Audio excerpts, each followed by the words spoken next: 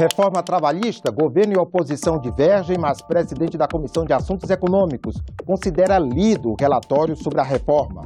Afastamento de Aécio Neves do cargo de senador. O presidente do Senado diz que vai cumprir a decisão do ministro do Supremo, Edson Fachin. E senadores podem voltar a analisar hoje a proposta sobre o fim do foro privilegiado. Bom dia. Em reunião tensa, a Comissão de Assuntos Econômicos discutiu a reforma trabalhista. O relatório da proposta foi considerado como lido, mas a oposição pretende anular a sessão. Logo no início, a oposição apresentou uma questão de ordem para tentar evitar a leitura do relatório. Entre os argumentos, os senadores defendiam que o texto não havia sido publicado. Passo a palavra ao senador. Quem acaba aqui sou eu, não pode ser no grito. Vamos votar, senhor presidente. Vamos votar.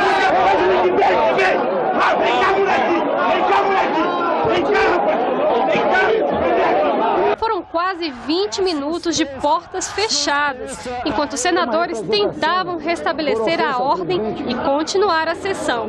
Quando ela foi reaberta, a oposição continuou obstruindo os trabalhos. A solução foi encerrar a sessão e dar o relatório da reforma trabalhista como lido. Para o relator, o calendário da reforma está mantido. Foi concedido regimentalmente vista coletiva e na próxima terça-feira, portanto, nós estaremos fazendo a deliberação e a votação desta proposta que aperfeiçoa as leis trabalhistas do nosso país, que são leis dos anos 40. A oposição defende que o regimento exige que o texto seja lido e disse que vai tentar anular a sessão desta terça-feira. O regimento prevê que ele deva ser entregue com antecedência e estar na pauta com antecedência. O próprio relator disse que não poderia antecipar seu relatório, porque ele tinha que ouvir aqueles que estavam na audiência pública. Só que imediatamente após a audiência pública terminar, como num passe de mágica, ele já tinha um relatório que não leu. Então nós vamos questionar, estamos querendo que o clima se tranquilize, esse acirramento diminua, mas também não vamos aceitar ser tratorados aqui pela base do governo, principalmente desse governo. Sobre o tumulto na Comissão de Assuntos Econômicos, o presidente do Senado, Eunício Oliveira, defendeu o diálogo. Não há regime melhor para se viver em lugar nenhum do mundo do que o regime democrático. E a democracia é exatamente isso, é a divergência na busca da convergência. Então, contem sempre comigo para que a gente possa, aqui nessa mesa, fora dessa mesa, aí embaixo no plenário, na presidência ou no gabinete de uma senadora, de um senador, de uma liderança de qualquer partido político, por maior ou por menor que seja, contará sempre com a participação dessa presidência na busca do entendimento. Eu não tenho pauta de governo.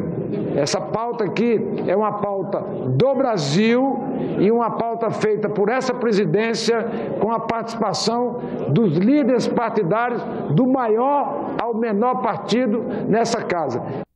Eunício Oliveira também falou sobre a situação de Aécio Neves. O parlamentar tucano foi afastado do mandato pelo ministro Edson Fachin do Supremo Tribunal Federal na semana passada, após ter aparecido em gravação feita pelo dono do grupo JBS, acertando o recebimento de 2 milhões de reais. O presidente do Senado disse que vai cumprir a decisão da Suprema Corte. A decisão da Justiça, eu sempre disse aqui, no dia que cheguei, nós tínhamos aqui 2 ou 3 liminares ainda pendentes. E nessas liminares pendentes, eu aceitei todas, encaminhei todas as respostas que foram necessárias. Então, decisão, eu recebi um comunicado da Suprema Corte do Brasil e, obviamente, vamos dar sequência ao cumprimento da decisão da Suprema Corte. Cabe também ao advogado do senador Aécio Neves fazer a sua defesa.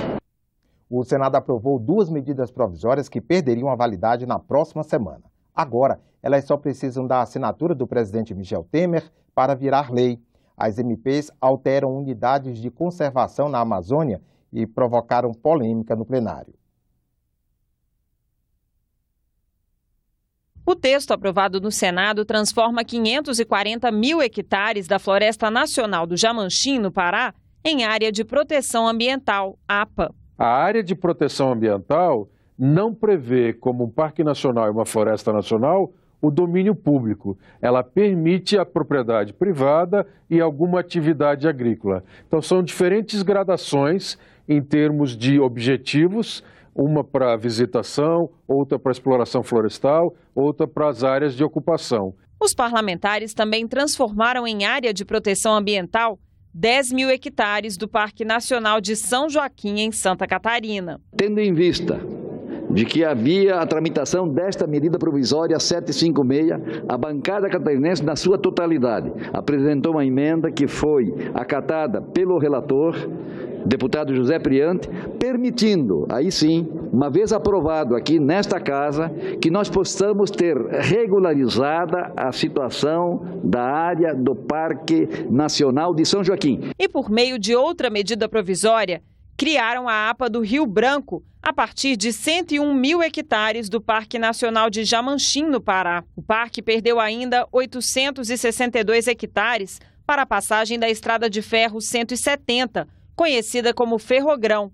Ela será usada para exportar a produção agrícola e desafogar o trânsito da BR-163, que liga Cuiabá a Santarém. As mudanças nas unidades de conservação provocaram debate no plenário. Senadores contrários às medidas adotaram argumentos de ambientalistas de que elas vão aumentar o desmatamento. É inaceitável que o Senado aprove essa medida provisória do jeito que ela veio da Câmara. Esse alerta, nós temos um estudo aqui feito pela WWF e tem 140 organizações que estão contrárias a essa medida. Os defensores falam em regularização fundiária e redução de conflitos agrários. São mais de 1.000 famílias que terão as suas condições regularizadas pela aprovação desse projeto de lei de conversão. Em nota, o Ministério do Meio Ambiente já disse que é contra as mudanças que o Congresso fez na Floresta Nacional do Jamanchim e que pedirá ao presidente para vetar trechos da proposta. De acordo com o Ministério, a floresta concentra quase 38% do desmatamento no país e o texto não colabora com a redução desse número, nem com o compromisso de diminuir o aquecimento global, assumido no Acordo de Paris. Se elas forem incluídas, essas emendas, esses critérios de alteração que fogem da defesa técnica e da conservação da natureza, recomendaremos o veto.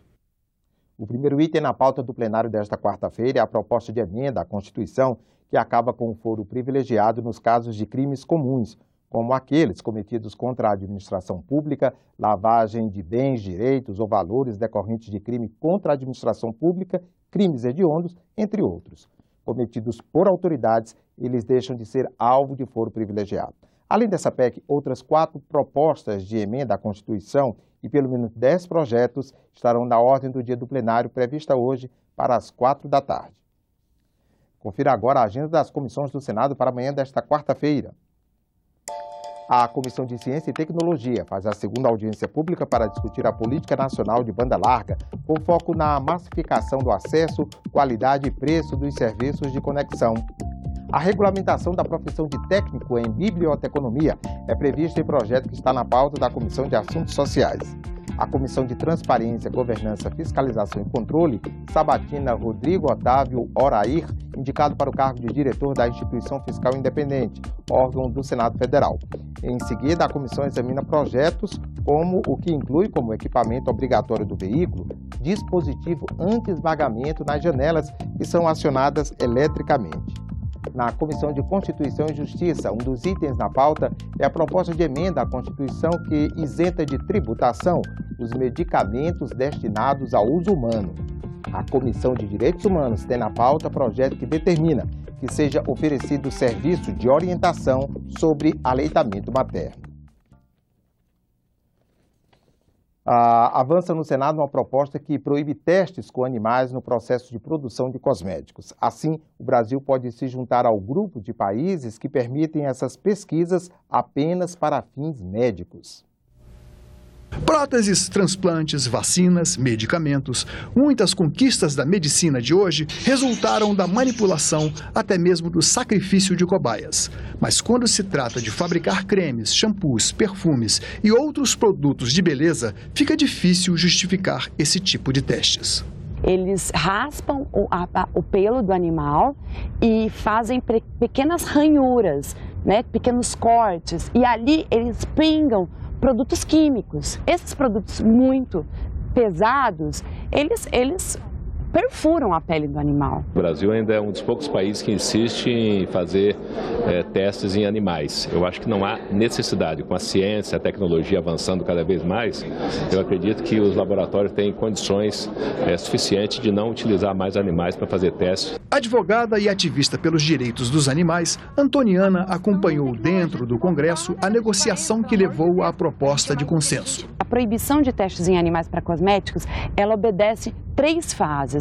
Primeiro, a proibição de testes para os produtos finais acabados, depois a proibição para os testes dos ingredientes que compõem estes produtos e depois a proibição de vendas de produtos testados em animais a partir de uma data fixada. Porque o que acontece? Se não tiver essa proibição completa, empresas vão testar em animais na Bolívia e vão vender os produtos testados em animais aqui no Brasil.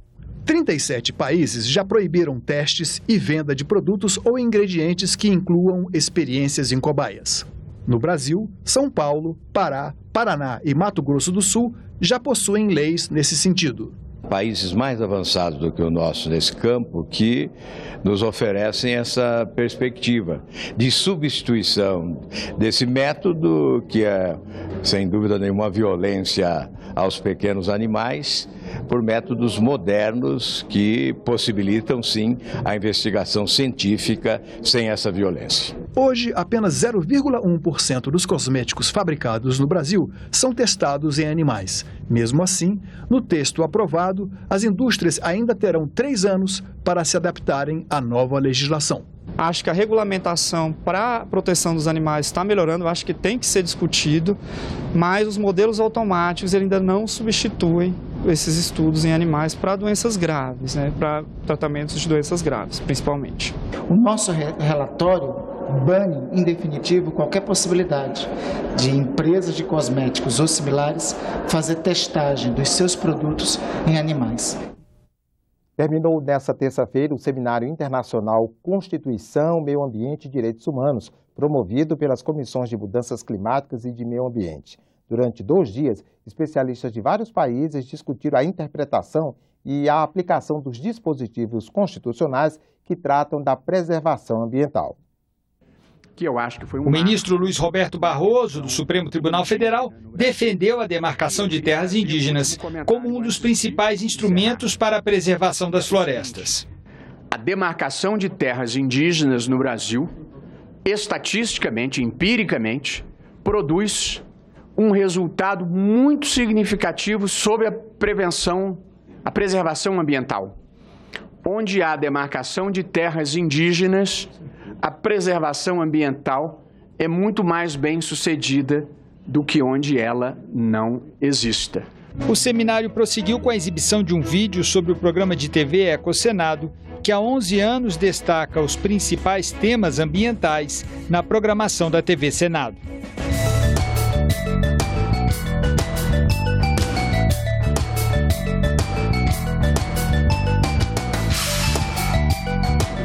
A aplicação do direito ambiental no bioma Amazônia foi tema dos debates. A representante da OTCA, Jaqueline Mendonça, explicou como o Tratado de Cooperação Amazônica, assinado em 1978, busca assegurar o desenvolvimento sustentável dos países da região, bem como a sua soberania na exploração dos recursos naturais do bioma. Mas o ministro Duberli Rodrigues, da Suprema Corte do Peru, questionou o modelo de desenvolvimento adotado por esses países. Segundo ele, um modelo que privilegia a extração e a exportação dos recursos naturais e deixa como saldo inúmeros conflitos sociais. Os representantes do Ministério do Meio Ambiente do Brasil defenderam a adoção de mecanismos de adaptação das florestas aos novos padrões climáticos, provocados pelo aumento das emissões de gases do efeito estufa. As florestas, elas acabam sendo afetadas negativamente por emissões de outras fontes, por exemplo, energia, transporte, indústria. E isso nos coloca como uma questão absolutamente prioritária olhar para a floresta da perspectiva da capacidade adaptativa. E nesse aspecto, acredito que há um interesse particular dos operadores de direito no sentido de construir uma responsabilidade jurídica e institucional pela adaptação da floresta.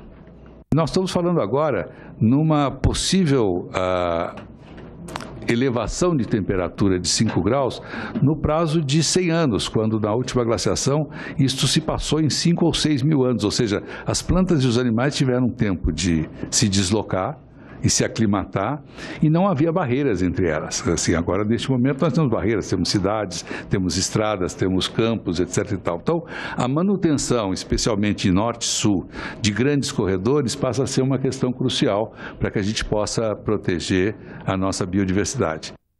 Ficamos por aqui. No decorrer do dia, você acompanha outras informações nos boletins do Senado Agora. Enquanto isso, continue assistindo a nossa programação.